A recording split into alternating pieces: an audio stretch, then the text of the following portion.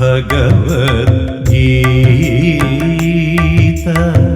ശ്രീകൃഷ്ണോപദേശഗീത ആദ്യ പദം മുതൽ ധർമ്മത്തിലൂന്നിയ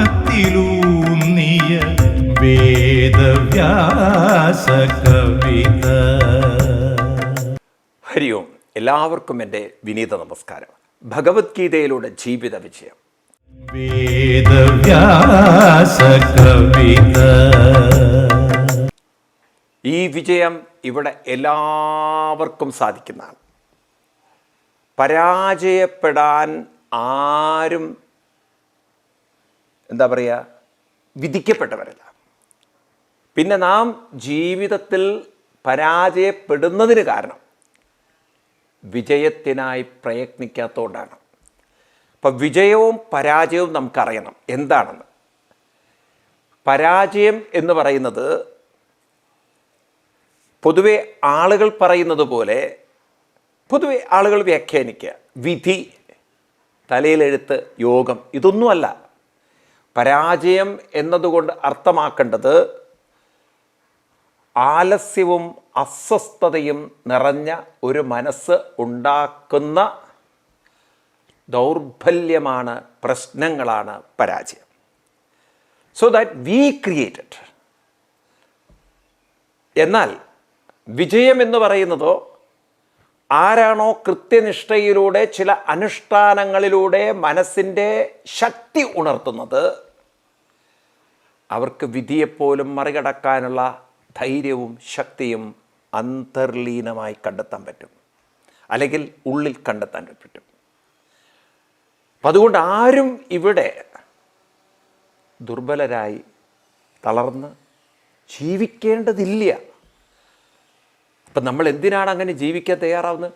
കാരണം നമ്മളുടെ ചില സ്വഭാവങ്ങളെ, ശീലങ്ങളെ നമ്മൾ മാറ്റാൻ തയ്യാറില്ല. ഓ, ഞാൻ അങ്ങനെയാണ്, ഞാൻ ഇങ്ങനെയാണ്, ഓക്കെ, അനുഭവിക്കണം, ഞാൻ അങ്ങനെ ആയിപ്പോയി. ഏത് തരത്തിലുള്ള വ്യക്തിത്വത്തിനും അവരെ ഉയർത്തിയെടുക്കാൻ സാധിക്കും, മാറ്റിയെടുക്കാൻ സാധിക്കും. അതാണ് ഗീത തരുന്ന വലിയൊരു assurance. If you are ready to change, if you are ready to practice, ഇന്ന് മുതൽ നിങ്ങളിൽ പുതിയ വ്യക്തിത്വം രൂപപ്പെടുത്താം. ഇനി അങ്ങോട്ട് മുന്നോട്ട് പോകുമ്പോൾ കൃഷ്ണൻ ആവർത്തിക്കുന്നുണ്ട് ഇത്. ക്ഷിപ്രം ഭവതി ധർമാത്മാ എന്നൊക്കെ പറയുന്നുണ്ട്. അപ്പം അതുകൊണ്ട് നാം പഠിക്കണം. മനുഷ്യൻ എന്ന് പറഞ്ഞാൽ രണ്ട് ശക്തി. ഒന്നവൻ്റെ കോൺഷ്യസ് മൈൻഡ്, ബുദ്ധിപരമായ കുറേ കാര്യങ്ങൾ ചെയ്യുന്ന ഒരാൾ, ഞാൻ എന്ന ഭാവത്തോടു കൂടിയിട്ട്. എന്നാൽ ആ ബുദ്ധിയുടെ പിന്നാലെ മനഃശക്തിയും കൂടെ ചേർന്നിട്ടില്ല എങ്കിൽ എന്ത് ബുദ്ധി ഉണ്ടായിട്ടും കാര്യമില്ല. ഏതുപോലെ ചോദിച്ചു കഴിഞ്ഞാൽ, ഈ നമ്മൾ കറി വയ്ക്കുമ്പോൾ, ധാരാളം പച്ചക്കറിയൊക്കെ ഇട്ട് കറി വയ്ക്കുമ്പോൾ പല കഷ്ണങ്ങളും അതിൽ ചേർക്കുന്നു, എല്ലാം ഗംഭീരം. നാളികേരം ചേർക്കേണ്ടടുത്ത് നാളികേരം, മഞ്ഞൾ പൊടി, മഞ്ഞൾപ്പൊടി, മസാല ഒക്കെ ചേർത്ത് ഗംഭീരം, പറയണ്ട. ഇതുപോലെയാണ് നമ്മുടെ കർത്തവ്യകർമ്മങ്ങൾ. പല കർത്തവ്യങ്ങളും നമുക്ക് ചെയ്യാനുണ്ട്. അതിൽ നമ്മൾ പല രീതിയിൽ ചെയ്യാനുണ്ട്. ഇപ്പോൾ വീട്ടിൽ പെരുമാറുന്നതും അമ്മയോടും അച്ഛനോടും പെരുമാറുന്നതും ഓഫീസിലൊക്കെ പെരുമാറുന്നത് വ്യത്യസ്തമാണ്. ഇതുപോലെയാണ് കറി ഉണ്ടാക്കൽ. പക്ഷെ കറിയിൽ ഉപ്പെന്നൊരു സാധനം ചേർത്തില്ലെങ്കിൽ ആ കറിയുടെ അവസ്ഥ എന്തായിരിക്കും? എല്ലാം റെഡിയാണ്, ഉപ്പ് മാത്രം ഇട്ടില്ല. അപ്പോൾ പിന്നെ അതിനെ കറി എന്നെങ്ങനെയാണ് വിളിക്കുക? കാരണം ഉപ്പാണ് അതിൻ്റെ രുചി വർദ്ധിപ്പിക്കുന്നത്. ഇതുപോലെ മനസ്സെന്ന ശക്തി, മനസ്സെന്നൊരു ഏകാഗ്രത, മനസ്സെന്നൊരു സ്വസ്ഥത, മനസ്സിൻ്റെ ഒരു ആനന്ദം, മനസ്സിൻ്റെ ഒരു ഇൻവോൾവ്മെൻറ്റ്, അതുകൂടെ ആ ഒരു ബുദ്ധിയോടുകൂടി ചേർന്നിട്ടില്ല എങ്കിൽ നിങ്ങളുടെ ജീവിതത്തിൽ നിങ്ങൾക്ക് ദുഃഖവും വിഷമയുള്ളൂ. പായസം ഉണ്ടാക്കുന്ന പോലെ, കറി ഉണ്ടാക്കുന്ന പോലെ, പായസത്തിൻ്റെ കാര്യം ഇതാണ്. നല്ല പാൽപ്പായസമാണ്. പാലൊക്കെ അങ്ങനെ കുറുക്കിയെടുത്ത് അരിയൊക്കെ പാകത്തിൽ വെന്തിട്ടുണ്ട്. പക്ഷെ മധുരം ചേർത്തിട്ടില്ലെങ്കിൽ അതിനെങ്ങനെ പായസം നമ്മൾ വിളിക്കും? പാൽച്ചോറെന്ന് വിളിക്കേണ്ടി വരും. ഇതുപോലെയാണ് മനുഷ്യജീവിതവും. മനസ്സിൻ്റെ ശാന്തത, മനസ്സിൻ്റെ ഏകാഗ്രത, മനസ്സിൻ്റെ ഇൻവോൾവ്മെൻറ്റ്, മനസ്സിൻ്റെ ആ ഇഷ്ടം നമ്മൾ ചെയ്യുന്ന കർത്തവ്യങ്ങളിൽ, കർമ്മങ്ങളിൽ കൂടുമ്പോൾ അത് വളരെ ഒരു നല്ല വ്യക്തിത്വത്തിന് ജന്മം നൽകുന്നു എന്ന് മാത്രമല്ല, നിങ്ങളുടെ സുഖത്തിൻ്റെയും സന്തോഷത്തിൻ്റെയും തോത് കൂടി വരും. നാരായണ ഗുരുദേവൻ്റെ ദൈവദശകം മറക്കരുത്. ആഴണം വാഴണം നിൻ മഹസാമാഴിയിൽ ഞങ്ങളാകവേ. വാഴണം, ആഴണം വാഴണം സുഖം, ആഴുംതോറും വാഴുംതോറും സുഖം. കള്ളിലേക്കല്ല, അത് വേഗം മനസ്സിലാവും.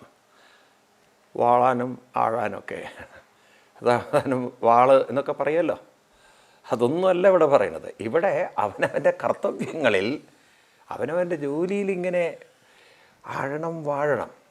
കലാകാരന്മാരെ കണ്ടില്ലേ, അവരങ്ങനെ അതിലങ്ങനെ മുഴുകി മുഴുകി മുഴുകി മുഴുകി മുഴുകി ചെയ്യുന്നത്. അപ്പം നിങ്ങൾ പറയാതെ അവരുടെ ഇഷ്ടപ്പെട്ട ഫീൽഡല്ലേ, പാഷൻ ഉണ്ടല്ലോ. പക്ഷെ ഒരു ഗവൺമെൻറ് ഉദ്യോഗസ്ഥനെ സംബന്ധിച്ച് പാഷൻ ഉണ്ടാവണമെന്നുണ്ടോ? ഫാഷൻ ഇല്ലെങ്കിലും ഫാഷൻ ഉണ്ടല്ലോ. അതായത് മനുഷ്യനെ സംബന്ധിച്ച് എല്ലാം ഒത്തുവരില്ല. അതാ ശീലമാണ് നമ്മൾ വികസിപ്പിക്കേണ്ടത്, വളർത്തിയെടുക്കേണ്ടത്. അതിനാണ് നമുക്ക് മനസ്സിന് ട്രെയിനിങ് ആവശ്യമുള്ളത്. ഇതെല്ലാം എൻ്റെ ഇഷ്ടപ്രകാരം, എൻ്റെ സുഖത്തിനനുസരിച്ച്, എൻ്റെ സൗകര്യത്തിനനുസരിച്ച്. അതുകൊണ്ടാണ് കുടുംബങ്ങളിലൊക്കെ വഴക്കുള്ളത്. എൻ്റെ ഇഷ്ടപ്രകാരമല്ല ജീവിതം, മറ്റൊരാളുടെ ഇഷ്ടപ്രകാരത്തെ അഡ്ജസ്റ്റ് ചെയ്ത് നോക്കൂ നിങ്ങൾ. ഇപ്പോൾ വീട്ടിൽ ചെല്ലുന്ന സമയത്ത് ഭാര്യ ഭയങ്കര ബഹളം, അതൊന്ന് ആസ്വദിച്ച് നോക്കൂ നിങ്ങൾ. എന്തൊരു രസമുണ്ട് കലഹത്തിന്, ബഹളത്തിന് എന്തൊരു രസമുണ്ട്. പണ്ട് ഇതൊക്കെ നടന്ന കഥകളാണ്. തുക്കാറാം എന്ന് പറയുന്നൊരു മഹാത്മാവുണ്ടായിരുന്നു മഹാരാഷ്ട്രയിൽ. ഇദ്ദേഹത്തിൻ്റെ ഭാര്യയും തമ്മിൽ ഒട്ടും അങ്ങോട്ട് യോജിക്കില്ല. ഭാര്യ എന്ന് പറയുന്നത് ഭയങ്കര ഒരു, നമ്മൾ പറയുന്ന സംഭവമാണെന്ന്. അത്രയൊരു സംഭവം തന്നെയാണ്. ബഹളം വെച്ച് കഴിഞ്ഞാൽ നാട്ടിൽ മുഴുവൻ ജനങ്ങളറിയും. പിന്നെ ഭർത്താവിനെ ഒരു കുട്ടിയുടെ തലത്തിലാണ് കാണുന്നത്. ഭർത്താവാണെങ്കിൽ ഭക്തിയിൽ അങ്ങനെ മുഴുകി ഹരിബോൽ ഹരിബോൽ ഹരിബോൽ ഹരിബോൽ ഹരിയാണ്.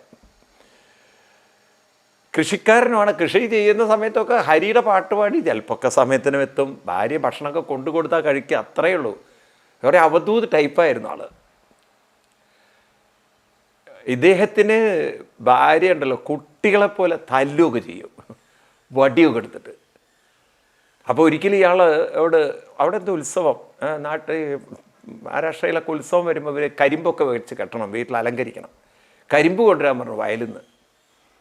അപ്പോൾ ഇദ്ദേഹം ഒരു 5-6 കരിമ്പ് വേണം. പല സ്ഥലത്തൊക്കെ കെട്ടിയിടാനായിരിക്കാം, വാതിലൊക്കെ അലങ്കരിക്കാനായിരിക്കും. വരുന്ന വഴിക്ക് കുട്ടികളിങ്ങനെ കരിമ്പ് ചോദിച്ചപ്പോൾ എടുത്തു കൊടുത്തു. അവസാനം ഒരു കരിമ്പ് മാത്രം, വലിയൊരു കരിമ്പ് മാത്രം കയ്യിലുണ്ട്. ഭാര്യയ്ക്ക് വളരെ സന്തോഷത്തോടെ കൊണ്ടു കൊടുക്കുമ്പോൾ ഭാര്യ ആ കരിമ്പെടുത്ത് ഒരൊറ്റ വീക്കാണ്ട് വെച്ച് കൊടുത്തു. ഇത് എവിടെ കെട്ടാനാണ്, നിങ്ങളുടെ തലയിൽ കെട്ടാനാണോ എന്നൊക്കെ ചോദിച്ചിട്ട്. അപ്പോൾ ഇദ്ദേഹം ഉണ്ടല്ലോ കുട്ടികളെ പോലെ അടി കിട്ടിയിട്ട് തുള്ളിച്ചേടുക മേലോട്ട്, ഹരിബോൽ ഹരിബോൽ എന്ന് പറഞ്ഞിട്ട്. ഭാര്യയ്ക്ക് അങ്ങോട്ട് കലി വന്നിട്ട് അവിടുന്ന് എന്താ പറയുക, നല്ല ഒരു ചീത്തയൊക്കെ പറഞ്ഞതിന് ശേഷം ഒരു വീക്ക് വെച്ച് കൊടുത്ത ആൾക്ക്. വീട്ടിലങ്ങനെ ഇരിക്കുന്ന സമയത്ത് ഒറ്റ തള്ളൽ ആ പുറത്തേക്ക് വീണു. അപ്പോഴും ഇയാൾ ഹരിബോൽ ഹരിബോൽ ഹരിബോൽ എന്നിട്ടൊക്കെ കളിക്കുക. ഭാര്യ പോയിട്ട് ബക്കറ്റിൽ വെള്ളം എടുത്തുകൊണ്ട് ഇയാളുടെ മേലേക്ക് ഒഴിക്കുക. അപ്പം ഇദ്ദേഹം പറയണം, ഹരിബോൽ ഹരിബോൽ. എനിക്ക് ആ ഇടിവെട്ട് കേട്ടപ്പോഴേ തോന്നും മഴ പെയ്യും എന്നുള്ളതെന്ന്. കാരണം ഈ ഭാര്യയുടെ ബഹളവും മട്ടി ഇടിയൊക്കെ ഉണ്ടല്ലോ, അതൊക്കെ ഇടിവെട്ട് പോലെ ആൾക്ക് തോന്നുന്നത്.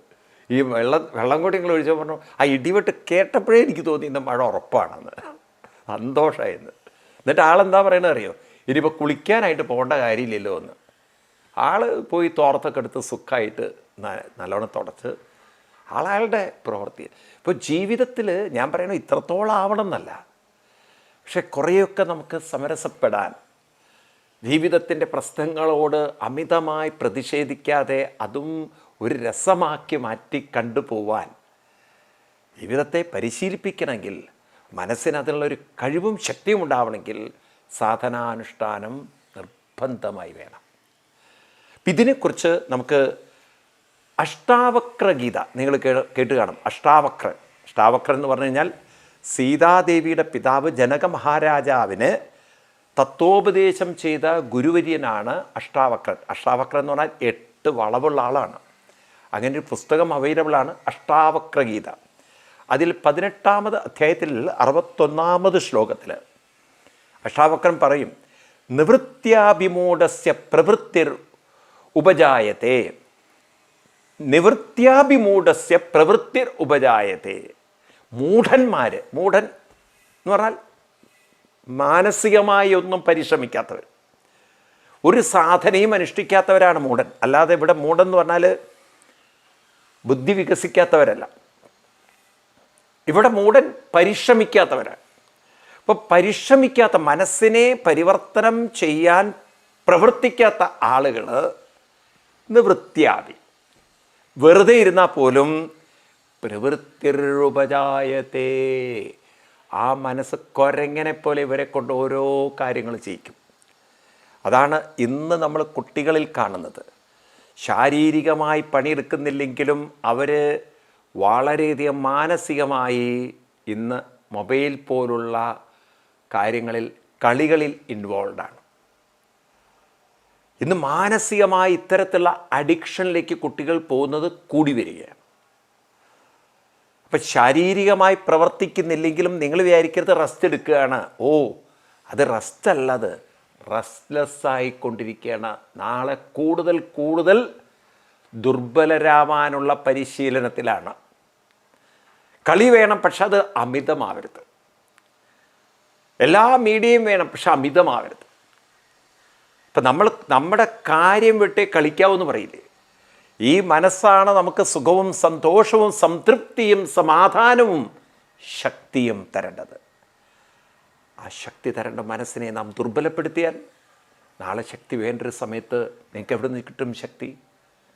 സമാധാനവും സന്തോഷവും തരാൻ കഴിയുന്നൊരു മനസ്സിനെ നമ്മൾ അസ്വസ്ഥപ്പെടുത്തിയാൽ അതിന് പിന്നെ സമാധാനവും ശാന്തിയും എങ്ങനെ തരാൻ പറ്റും? അപ്പം അതുകൊണ്ട് നിവൃത്യാഭിമൂഢസ്യ പ്രവൃത്തിർ ഉപജായത്തെ. എന്നാൽ പ്രവൃത്തിരഭിധീരസ്യ നിവൃത്തിർഫലഭാഗിനി. പ്രവൃത്തിരഭി ധീരസ്യ. എന്നാൽ ആരുടെ മനസ്സാണോ സാധനാനുഷ്ഠാനം കൊണ്ട് സ്വസ്ഥതയും ഏകാഗ്രതയുമുള്ളത്, അവർ പ്രവൃത്യാഭി, അവർ ചെയ്യുന്ന പ്രവൃത്തികളിൽ മുഴുകിക്കൊണ്ട്, ആസ്വദിച്ചുകൊണ്ട്, അതിൽ അലിഞ്ഞുകൊണ്ട്, അതിൽ ലയിച്ചുകൊണ്ട് അവരുടെ മനസ്സിനെ പാകപ്പെടുത്തി നിവൃത്തിർഫലഭാഗിനി. ആ മനസ്സിൻ്റെ ആ സുഖസന്തോഷങ്ങൾ, നിവൃത്തിയിൽ നിന്ന് കിട്ടുന്ന, ഏകാഗ്രതയിൽ നിന്ന് കിട്ടുന്ന, ശാന്തതയിൽ നിന്ന് കിട്ടുന്ന ആനന്ദം അനുഭവിച്ചുകൊണ്ട് അവർ ജീവിക്കും. ആനന്ദം ജീവിതത്തിൽ വേണോ? സന്തോഷ ജീവിതം വേണോ? മനസ്സിനെ പാകപ്പെടുത്തണം, അതിൻ്റെ കരുത്ത് കൂട്ടണം, അതിൻ്റെ ശക്തി കൂട്ടണം. ആ ശക്തി കൂട്ടാനാണ് ഏകാഗ്രത വേണം. അതിനാണ് നമ്മൾ കണ്ണടച്ച് പ്രാണായാമവും പ്രണവോപാസനയും ജപവും തുടങ്ങിയിട്ടുള്ള കൃത്യനിഷ്ഠയോടെയുള്ള ആചാര അനുഷ്ഠാനങ്ങൾ. അപ്പം അതുകൊണ്ട് ഇതൊക്കെ വേണ്ട എന്ന് വെച്ച് കഴിഞ്ഞാൽ കിട്ടുന്നതും അതുപോലുള്ള വിഷമങ്ങളും പ്രയാസങ്ങളും നിറഞ്ഞ മനസ്സ്. ഒരുപക്ഷെ നമ്മളിപ്പോൾ വിചാരിക്കുമോ എനിക്ക് അത്രയൊന്നും വിഷമമില്ല. പക്ഷേ കാലം മുന്നോട്ട് പോകും തോറും മനസ്സ് ദുർബലമാണ്. ഇന്നത്തെ ദുർബല മനസ്സ് നാളെയും ദുർബലമാണ്. നാളത്തെ ദുർബല മനസ്സ് മറ്റന്നാളും ദുർബലമാണ്. മറ്റന്നാളത്തെയും ദുർബല മനസ്സ് നാലാം നാൾ, അടുത്ത ദിവസം കൂടുതൽ തീവ്രതയോടെ ദുർബലമാവാൻ തുടങ്ങും. ദിനം പ്രതി അതിൻ്റെ തീവ്രത കൂടുകയുള്ളൂ. അതാണ് വാർദ്ധക്യത്തിലേക്ക് കടക്കുന്തോറും അല്പം മനോബലമില്ലാതെ, മനോധൈര്യമില്ലാതെ പലരെയും ആശ്രയിച്ച് ജീവിക്കേണ്ടി വരുന്നത്. അപ്പം അതുകൊണ്ട് നമ്മുടെ ജീവിതം നമുക്കൊരിക്കലും ഒരു നഷ്ടക്കഥയാവരുത്. ജീവിതത്തിൻ്റെ എല്ലാ മേഖലകളിലും നമുക്ക് ഏതൊക്കെ കർത്തവ്യങ്ങൾ വന്നു ചേരുന്നുണ്ടോ അതൊക്കെ സന്തോഷത്തോടെ ആസ്വദിച്ച് ആനന്ദിച്ച്, ഇനി ജോലി കഴിഞ്ഞ് വീട്ടിലെത്തുമ്പോഴും ഇനി സാമൂഹ്യ സേവനത്തിലായാലും അതിലൊക്കെ നമുക്ക് സന്തോഷം കണ്ടെത്താൻ മനസ്സിനെ നമുക്ക് ഏകാഗ്രത പരിശീലിപ്പിക്കണം. പ്രവൃത്തിരഭി, നമ്മൾ പ്രവൃത്തികൾ എന്താവട്ടെ ധീരരാവണം. അങ്ങനെ ധീരരാവാനാണ് നമുക്ക് സാധനാനുഷ്ഠാനങ്ങൾ കൃഷ്ണൻ പറഞ്ഞു തന്നിട്ടുള്ളത്.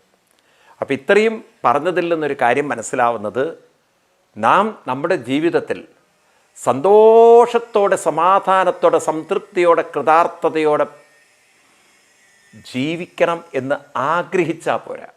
അടിച്ചു പൊളിച്ച് ജീവിക്കണം എന്നൊക്കെ പറയാമല്ലേ. അടിച്ചു പൊളിച്ചു ഞങ്ങൾ.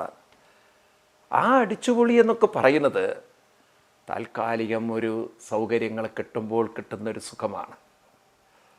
എന്നാൽ ഏകാന്തത വരുമ്പോൾ, ഇഷ്ടമില്ലാത്തൊരു ലോകത്തിലേക്ക് കടക്കേണ്ടി വരുമ്പോൾ, വളരെ പ്രശ്നങ്ങളങ്ങനെ നിറഞ്ഞു നിൽക്കുന്നൊരു കാര്യം ചെയ്യേണ്ടി വരുമ്പോൾ, അതിലൊക്കെ മനസ്സ് പരിഭവിക്കാതെ, തളരാതെ, പതറാതെ കടന്നു പോവാൻ, അതിനാണ് നമുക്ക് സാധന വേണ്ടത്. അപ്പം അതുകൊണ്ട് ഈ 3 കാര്യങ്ങൾ നിങ്ങൾ ഓർത്തു വയ്ക്കണം.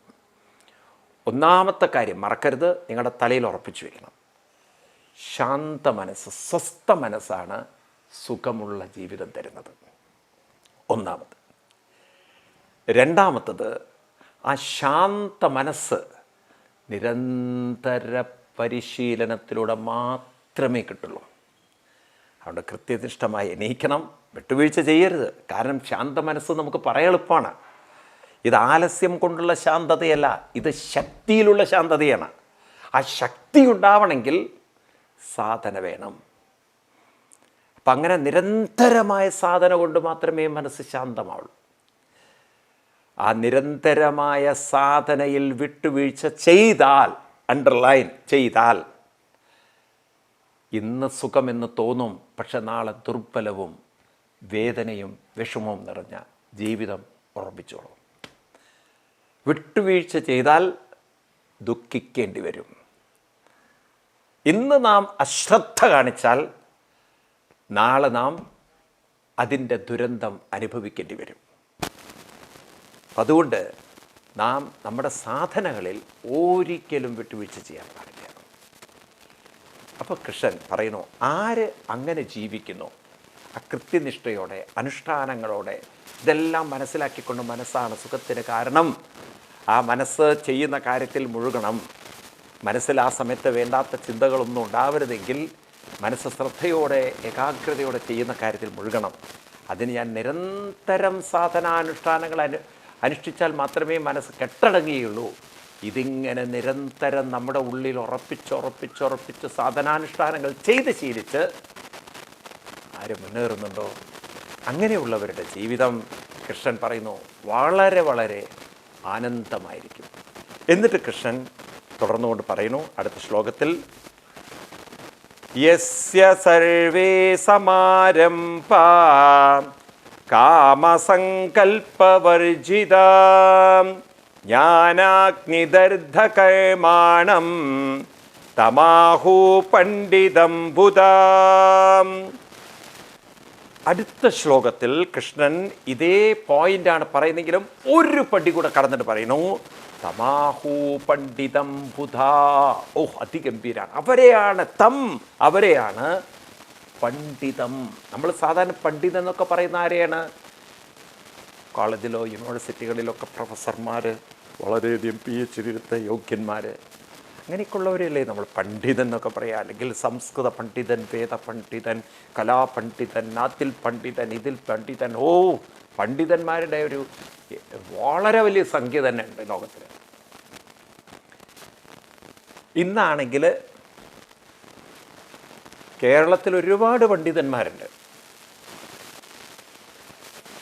അടുത്ത കാലത്തൊക്കെ നിങ്ങൾ വളരെ വിവാദമുള്ള സ്വർണ്ണ കേസൊക്കെ കേട്ട് കാണും. അതിലൊക്കെ വളരെ പണ്ഡിതകളാണ് പ്രവർത്തിച്ചതെന്നൊക്കെയാണ്. അവരുടെയൊക്കെ ഡിഗ്രി കേട്ടാൽ നമ്മൾ ഞെട്ടിപ്പോകും. ഭയങ്കര പണ്ഡിതകൾ, ചില്ലറയൊന്നുമല്ല. കാരണം കള്ളക്കടത്തൊക്കെ കടത്താൻ ചില്ലറ പാണ്ഡിത്യൊന്നും പോരെ. അതും കാറൽ മാക്സിൻ്റെ മൂലധനത്തെ പോലും വെല്ലുവിളിക്കുന്ന വിധത്തിൽ ഈ സ്വർണ്ണമൊക്കെ കടത്താനുള്ള കഴിവുള്ളവരെ പണ്ഡിതകളെന്നോ പറഞ്ഞാൽ പോരാ, അവർ അമരന്മാരാണ്. എന്നുവെച്ചാൽ അത്രയും കഴിവുള്ള അത്ഭുത വിദ്യ ശക്തിയുള്ളവർ. ഇങ്ങനെയുള്ള പണ്ഡിതന്മാരെയാണ് പൊതുവേ നമുക്ക് പരിചയമുള്ളത്. കേരളത്തിൽ വളരെ രസകരമാണ് ഇവിടുത്തെ ഓരോ കാര്യങ്ങളും. കഴിഞ്ഞ ദിവസം പത്രത്തിൽ വായിച്ചൊരു വാർത്തയാണ്, ഒരു പണ്ഡിതയുടെ കാര്യം പറയാനാണ്. അപ്പോൾ കേരളത്തിലിങ്ങനെ വനിതാ കമ്മീഷൻ ഒക്കെ ഉണ്ടല്ലോ. അപ്പം അതിലൊരു അംഗത്തിൻ്റെ ക്വാളിഫിക്കേഷൻ നോക്കുമ്പോൾ ഡോക്ടറേറ്റ് ഒക്കെ എടുത്ത ആളാണ്. അപ്പോൾ ഇവരാരോ അന്വേഷിച്ച് നോക്കുമ്പോൾ ഈ ഡോക്ടറേറ്റ് എന്താണെന്ന് നോക്കിയപ്പോൾ ഏതോ ഒരു ഉഗാണ്ടയിൽ നിന്ന് എന്തോ ഒരു യൂണിവേഴ്സിറ്റിയിൽ നിന്ന് കൊടുത്ത ഒരു ഡോക്ടറേറ്റാണ്. അതൊരു മര്യാദയ്ക്ക് എഴുതിയൊന്നും കിട്ടിയല്ല. ഇപ്പം ആകെ കുഴപ്പത്തിലായിരിക്കുകയാണ് അവരുടെ ഡോക്ടറേറ്റൊക്കെ കൂടെ. കേരളത്തിൽ ഇതുപോലെ എത്ര ഡോക്ടറേറ്റ് ഉള്ളവരുണ്ടായിരിക്കും എന്നുള്ളതാണ് അറിയത്ത്. ഞാൻ അത്ഭുതം പറയാണ്. കേരളത്തിൽ കഴിഞ്ഞ വിദ്യാഭ്യാസ മന്ത്രി, നിങ്ങൾ കേട്ട് കാണാം, കേരളത്തിലൊരു ഡോക്ടറേറ്റൊക്കെ എടുത്ത ഒരു വിദ്യാഭ്യാസ മന്ത്രി ഉണ്ടായിരുന്നു. ഇപ്പം ഞാനും വിചാരിച്ചു ഇദ്ദേഹത്തിൻ്റെ ഡോക്ടറേറ്റ്, പൊതുവേ നമുക്ക് ഡോക്ടറേറ്റ് എന്നൊക്കെ പറഞ്ഞാൽ അതിനോടൊരു ബഹുമാനമുള്ളത് കൊണ്ട് യൂണിവേഴ്സിറ്റികളിൽ നിന്നൊക്കെ വളരെയധികം പാണ്ഡിത്യമുള്ള ആളായിരിക്കും എന്നൊക്കെ. പിന്നെ നോക്കുമ്പോൾ ഇയാളുടെ പാണ്ഡിത്യം എന്താ അറിയോ, ഡോക്ടറേറ്റ് എന്താ അറിയോ, 921 കേരളത്തിൽ ഒരു മലബാർ ലഹള ഉണ്ടായിരുന്നല്ലോ. നിങ്ങൾക്കറിയാലോ, വളരെ വിവാദകരമായിട്ടുള്ളൊരു വലിയ സംഭവമായിരുന്നു മലബാർ ലഹള. കുറേ ഹിന്ദുക്കളെ കൂട്ടക്കുരു ചെയ്തും സ്ത്രീകളെ ബലാത്സംഗം ചെയ്തും സ്ത്രീകളെ നശിപ്പിച്ചും സ്വാതന്ത്ര്യത്തിൻ്റെ പേരും പറഞ്ഞ് ഹിന്ദുക്കളെ ഹിന്ദു ഹത്യ ചെയ്ത ഒരു ഇതര മതക്കാരനതിൽ മരിച്ചിട്ടില്ല. അതാണ് ഞാൻ ഹിന്ദു എന്നെടുത്ത് പറയുന്നത്. ആ നരഹത്യ ചെയ്തത് അത് സ്വാതന്ത്ര്യ സമരമാണെന്ന് എഴുതിയതിന് കിട്ടിയ ഡോക്ടറേറ്റാണ്. അതായത് ഹിന്ദുക്കളെ കൊന്നതിനെ ന്യായീകരിച്ചതിന് കിട്ടിയ ഡോക്ടറേറ്റ്. ഒരു മന്ത്രിയുടെ ഡോക്ടറേറ്റാണ് പറയുന്നത്.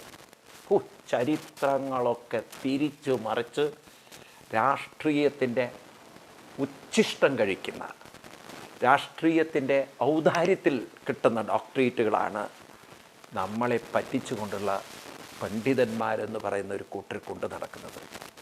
ആ വില കളഞ്ഞു അവർ. ഡോക്ടറേറ്റ് എന്ന് പറഞ്ഞാൽ തന്നെ നമുക്കൊരു വിലയില്ലാത്ത വിഷയമായി. അപ്പം അതുകൊണ്ട് കുട്ടികളോട് ഞാൻ പറയുന്നത്, നിങ്ങൾ ഈ പരിഭ്രമത്തിൻ്റെ പിന്നിൽ പോകരുത്. കാരണം അങ്ങനെയൊക്കെ എന്തോ ആരുടെയോ കട്ടെഴുതിയത് കൊണ്ടോ കോപ്പി പേസ്റ്റ് ചെയ്തിട്ടോ ഇല്ലാത്ത ചരിത്ര വസ്തുക്കളെ വളച്ചൊടിച്ച് അതിൽ നിന്ന് കിട്ടുന്ന യൂണിവേഴ്സിറ്റിയിലെ കുറേ സെനറ്റ് മെമ്പർമാരുടെ രാഷ്ട്രീയ ഛോ കൊണ്ട് കിട്ടുന്ന ഡോക്ടറേറ്റുകൾക്ക് അതിന് വിലയില്ല എന്നറിയാം. നിങ്ങളുടെ കഴിവും നിങ്ങളുടെ സാമർഥ്യവും നിങ്ങളുടെ സ്വഭാവവും അതിനേക്കാൾ വലിയ ഡോക്ടറേറ്റ് വേറെ ഒന്നിനുമില്ല. ഇവിടെ കൃഷ്ണൻ ആരെയാണ് പണ്ഡിതൻ എന്ന് വിളിക്കുന്നത്? യഥാർത്ഥ പണ്ഡിതൻ ആരാണ്? ഗീതയിലെ 2-ാം അധ്യായത്തിൽ നമ്മൾ ആ പണ്ഡിതൻ എന്ന വാക്ക് കണ്ടു. അവിടെ പറയുന്നത്, ഗീത തുടങ്ങുമ്പോൾ തന്നെ അശോച്യാനന്നശോചസ്തം പ്രജ്ഞാവാദാംശ പണ്ഡിത. പണ്ഡിതൻ എന്നൊരു വാക്ക് അവിടെയും വരുന്നുണ്ട്. അപ്പം കൃഷ്ണൻ ഇവിടെയും പറയുന്നു, തം ആഹു പണ്ഡിതം ബുധ. തം അവരെയാണ്, തം എന്ന വാക്കിന് അങ്ങനെയുള്ളവരെ അല്ലെങ്കിൽ അത്തരത്തിലുള്ള ആളുകളെ പണ്ഡിതം ആഹു പണ്ഡിതരെന്ന് വിളിക്കുന്നു. അവരാണ് ശ്രേഷ്ഠരായ പണ്ഡിതര്. അതിലാണും പെണ്ണൊക്കെ പെടുട്ടോ. ഇത് ആണുങ്ങളെക്കുറിച്ച് മാത്രമല്ല, ഇവിടെ ഹിന്ദു മതത്തെ സംബന്ധിച്ചൊരു അതിനെ അക്കോമഡേഷൻ പവർ വളരെയാണ്. എപ്പോഴൊക്കെ ഇവിടെ പണ്ഡിതൻ എന്നൊക്കെ അങ്ങനെയുള്ളൊരു ന്യൂട്രലായിട്ടുള്ള ഭാഷ ഉപയോഗിക്കുന്നുണ്ടോ അവിടെയൊക്കെ ആണും പെണ്ണും അതിനധികാരിയാണ്. ഇവിടെ പെണ്ണുങ്ങളെ മാറ്റി നിർത്തിക്കൊണ്ടുള്ള ഒരു റിലീജിയൻ അല്ല ഹിന്ദുമതം. എല്ലാവരെയും ഉൾക്കൊള്ളുന്ന, എല്ലാവരെയും അംഗീകരിക്കുന്ന, എല്ലാവരെയും ബഹുമാനിക്കുന്ന ഒരു സംസ്കാരമാണ് ഭാരതത്തിൻ്റേത്. അപ്പം അതുകൊണ്ട് അങ്ങനെയുള്ളവരെ പണ്ഡിതൻ എന്ന് വിളിക്കുന്നു. ആരാണ് ആ പണ്ഡിതൻ? അതാണ് ഈ ശ്ലോകത്തിൽ കൃഷ്ണൻ വിശദീകരിക്കുന്നത്. യസ്യ സർവേ സമാരംഭ കാമസങ്കൽപ്പവർജിത ജ്ഞാനാഗ്നി ദഗ്ധകർമാണം തമാഹു പണ്ഡിതം ബുധ. ബുധന്മാർ, ബുധൻ എന്ന് പറഞ്ഞാൽ ബുദ്ധിയുള്ളവർ, വിവേകികൾ. ഇവിടെ ബുദ്ധി എന്ന് പറഞ്ഞാൽ എന്താണ് യഥാർത്ഥ പാണ്ഡിത്യമെന്ന് സ്വന്തം ജീവിതത്തിൽ സാക്ഷാത്കരിച്ച ആളുകൾ. അല്ലാതെ ആരുടെ ഔദാര്യത്തിൽ, രാഷ്ട്രീയക്കാരുടെ ഔദാര്യത്തിൽ കിട്ടുന്നതല്ല ഇത്. ഈ പാണ്ഡിത്യം സ്വന്തം ജീവിതത്തിൽ അനുഭവിച്ചറിഞ്ഞ് രുചിച്ചറിഞ്ഞ അറിവിൻ്റെ വെളിച്ചത്തിൽ അവർ പറയുന്നു, ഇങ്ങനെയുള്ളവരാണ് പണ്ഡിതര്. ആ പണ്ഡിതരെയാണ് നമുക്ക് വിശദമായിട്ട് പരിചയപ്പെടേണ്ടത്. അപ്പോൾ നമുക്ക് അടുത്ത ക്ലാസ്സിൽ ആരാണ് ശരിയായ പണ്ഡിതൻ എന്ന് ഭഗവാൻ കൃഷ്ണൻ പറയുന്നതിനെ നമുക്ക് നോക്കാം. അപ്പം അതുവരെ എല്ലാവർക്കും നന്ദി, നമസ്കാരം, പ്രണാമം, ഹരി ഓം. വേദവ്യാസ കവിത